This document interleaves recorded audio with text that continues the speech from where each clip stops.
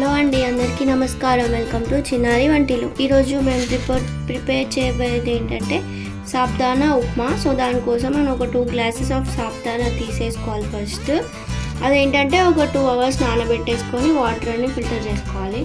ఇలా పొడి పొడిగా అవుతాయి.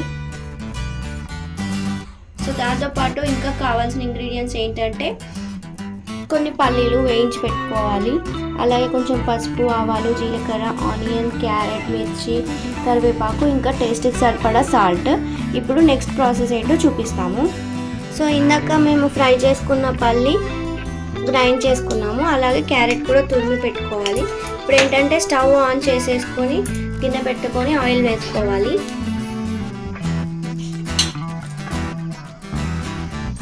ఆయిల్ వేడవగానే దాంట్లోకి ఆవాలు, జీలకర్ర వేసుకోవాలి. అలాగే మనం కట్ చేసి పెట్టుకున్న పచ్చిమిర్చి కూడా యాడ్ చేస్తున్నాము. సో మిర్చి కొంచెం ఫ్రై అయ్యాక కరివేపాకు ఇంకా పసుపు యాడ్ చేసుకోవాలి. సో ఇప్పుడు దీంట్లోకి తురుముకున్న క్యారెట్ కూడా యాడ్ చేస్తున్నాము. యాడ్ చేసేసుకొని వన్స్ మొత్తం మిక్స్ చేసుకోవాలి.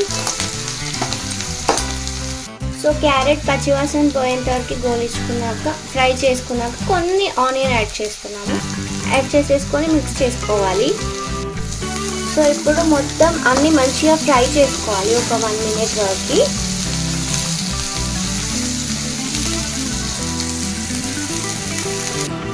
సో అవన్నీ ఫ్రై అయ్యాక మనం ఫిల్టర్ చేసి పెట్టుకున్న సాబ్దానా ఉంది కదండి, అది వేసేసుకోవాలి.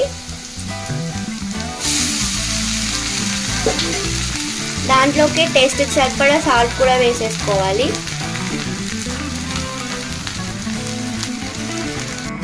సాల్ట్ వేసుకున్నాక మొత్తం ఒకసారి కలిపేసుకోవాలి. మొత్తం కలిపేసుకొని చూపిస్తాం మీకు. సో మొత్తం మంచిగా మిక్స్ చేసేసుకున్నాక దాంట్లోకి పల్లి పొడి యాడ్ చేసేసుకోవాలి. యాడ్ చేసేసుకొని మంచిగా మిక్స్ చేసేసుకోవడమే.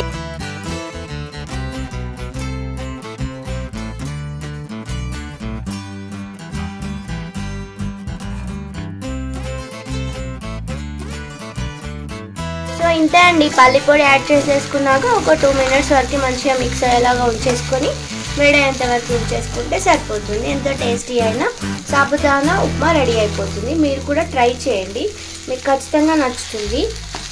మీకు కనుక ఈ వీడియో నచ్చితే లైక్ చేయండి, షేర్ చేయండి, కామెంట్ చేయండి. అలాగే మా ఛానల్ని సబ్స్క్రైబ్ కూడా చేసుకోండి. థ్యాంక్ యూ అండి. థ్యాంక్ యూ ఫర్ వాచింగ్ చిన్నారి వంటిల్లు.